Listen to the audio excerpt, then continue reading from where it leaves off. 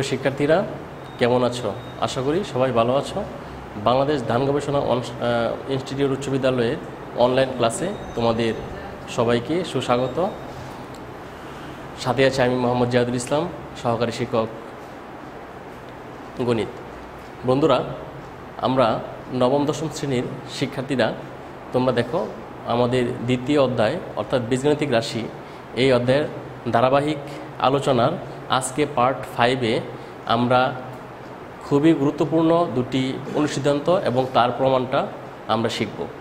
বন্ধুরা, চলো তাহলে আমরা দুটি অনুসিদ্ধান্ত এবং তাদের যে প্রমাণটা আছে সেটা আমরা শিখব।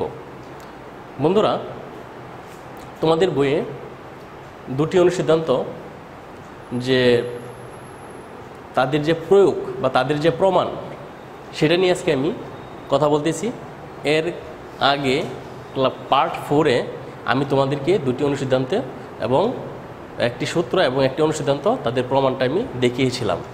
তারই ধারাবাহিকতায় আজকে আমরা তার যে প্রয়োগ সেই প্রয়োগটা আমরা দেখাবো।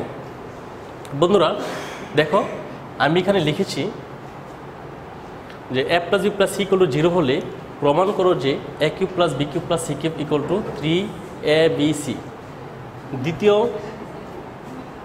কোয়েশ্চনটা হলো a³ + b³ + c³ = 3abc হলে প্রমাণ করো যে a + b + c = 0 এবং a = b = c। অনেক সময় এই প্রশ্ন দুটি তোমাদের সৃজনশীলের খ অথবা গতে এসে থাকে। সো খুবই গুরুত্বপূর্ণ এই দুটি প্রশ্নের সমাধান আমরা এখন করব, বা এটা কিভাবে প্রমাণ করা যায় সেটা আমরা দেখব। তাহলে আমরা 1 নাম্বারটা প্রমাণ করতে পারি। দেওয়া আছে, দেখো a + b + c = 0। আমরা লিখি যে দেওয়া আছে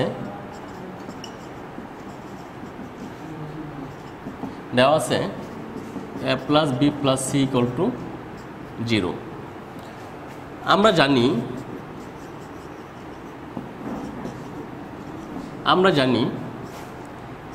a³ + b³ + c³ - 3abc = a + b + c into a² + b² + c² - ab - bc - ca। অর্থাৎ আমরা এটা পার্ট 4-এ এটা কিভাবে হয় তার প্রমাণটা আমরা দেখিয়েছি। এখন দেখো বন্ধুরা, a³ + b³ + c³ - 3abc। বন্ধুরা দেখো, এটার মান অলরেডি কি আছে, আমাদের দেওয়া আছে a + b + c = 0। 0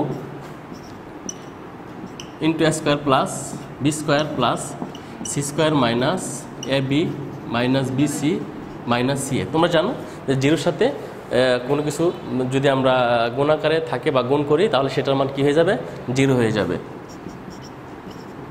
তাহলে a³ + b³ + c³ - 3abc 0 গুণন সামথিং = কি 0।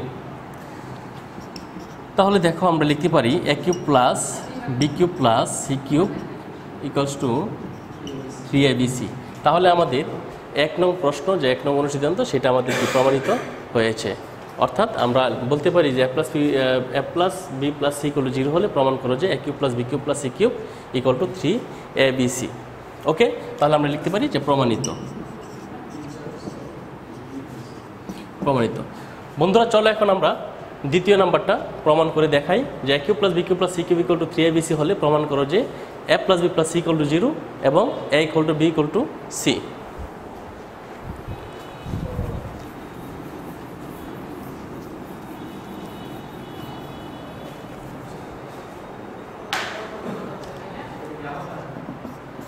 বন্ধুরা দেখো, এখানে যে উপাত্ত বা তথ্য দেওয়া আছে সেটা আমরা লিখে ফেলি। দেওয়া আছে a³ + b³ + c³ = 3abc। প্রমাণ করতে হবে যে a + b + c = 0 এবং a = b = c। আমরা জানি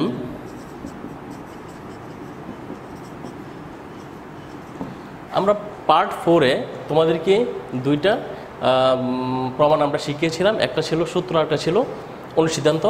আমি প্রথমটা প্রমাণ করেছি সূত্র দিয়ে, এখন আমরা প্রমাণ করব অনুসিদ্ধান্ত দিয়ে।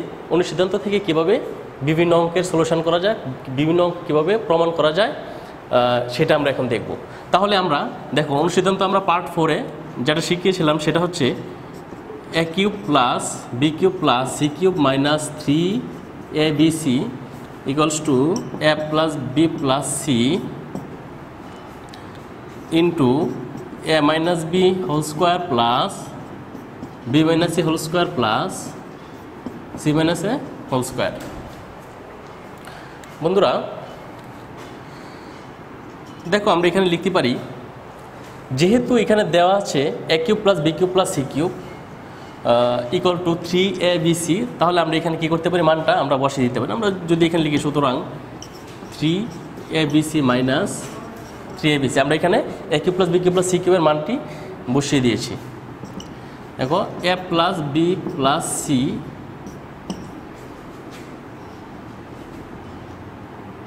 Into a minus b whole square plus b minus c whole square plus c minus a whole square. বন্ধুরা তোমরা জানো এখানে 3abc minus 3abc equal to 0 আর হ্যাঁ a plus b plus c second bracket a minus b whole square plus b minus c whole square plus c minus a whole square. তাহলে দেখো আমাদের এখানে যে দুইটা টার্ম আসছে এটা গুণাকারে আসছে। তোমরা জানো যে দুই বা ততোধিক রাশির গুণফল যদি শূন্য হয় তারা তার আলাদা আলাদাভাবে কী হবে, শূন্য হবে। তোমরা এই তথ্যটা অলরেডি তোমরা জেনেছ। তাহলে এখানে উৎপাদক আকারে আছে, দেখো এটা একটা টার্ম, এটা হচ্ছে একটা টার্ম।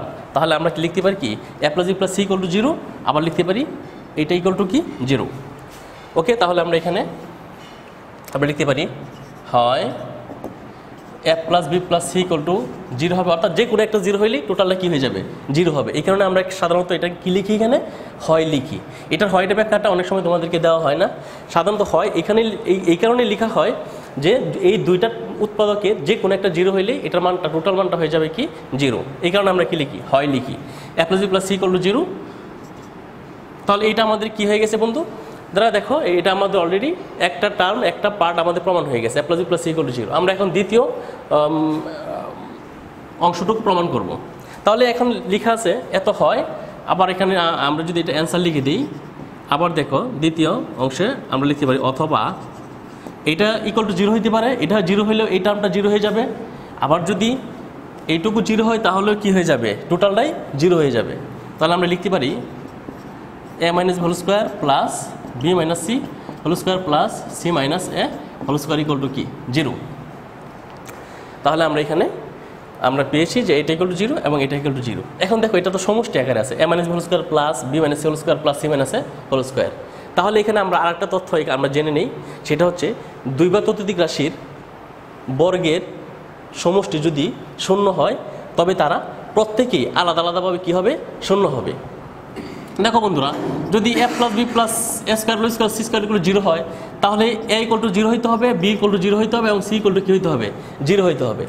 তাহলেই কেবল এটা কী হবে, square plus B square plus C square equal to কী হবে, 0 হবে, আদারওয়াইজ এটা সম্ভব নয়। তাহলে আমরা এই তথ্যটা জেনে রাখো যে দুই বা ততোধিক রাশির বর্গের সমষ্টি শূন্য হলে তারা প্রত্যেকেই আলাদা আলাদাভাবে কী হবে, শূন্য হবে। তোমরা এটা লিখে নিতে পারো যে আমরা জানি দুই বা ততোধিক রাশির বর্গের সমষ্টি শূন্য হলে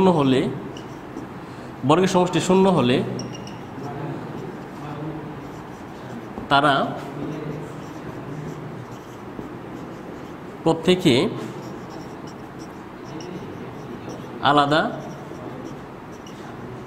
আলাদাভাবে শূন্য হবে। তাহলে আমরা লিখতে পারি, দেখো সুতরাং a minus whole square equal to 0। আমরা যদি উভয়পক্ষে বর্গমূল করি তাহলে কি হবে? 0 হবে। a minus b equal to 0 হবে, কারণ রুট 0 মানে কি 0। তাহলে a ইকুয়াল টু কি? b। আবার লিখতে পারি আমরা, দেখো b minus c whole square equal to 0। আমরা যদি উভয়পক্ষে যদি আমরা কি করি? বর্গমূল করি, তাহলে এখানে রুট আর বর্গমূল কাটা যাবে, আর রুট 0 মানে 0। b minus c equal to 0, b equal to c।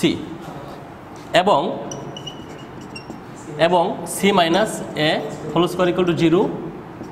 আবার লিখতে পারি আমরা c minus a equal to 0 বা c ইকুয়াল টু কি? a। বন্ধুরা দেখো, তাহলে আমরা a equal to b, b equal to c, c equal to a। তাহলে আমরা লিখতে পারি, সুতরাং a equal to b equal to c। দেখো আমরা দ্বিতীয় অংশটুকু আমরা কি করছি? প্রমাণ করেছি। বন্ধুরা এই সূত্র দুটি খুবই ইম্পর্টেন্ট। দেখো এই সূত্রটা তোমরা মনে রাখতে হবে, তার পূর্বে যে সূত্র লিখেছি সেই সূত্র মনে রাখতে হবে, এবং এর সাহায্যে তোমাদের অনেক অঙ্ক আসবে পরীক্ষাতে। এভাবে তোমরা কি করতে হবে? সলিউশন করতে হবে। সবাই ভালো থাকো, সবাই সুস্থ থাকো, সবাই ঘরে থাকো। আল্লাহ হাফেজ।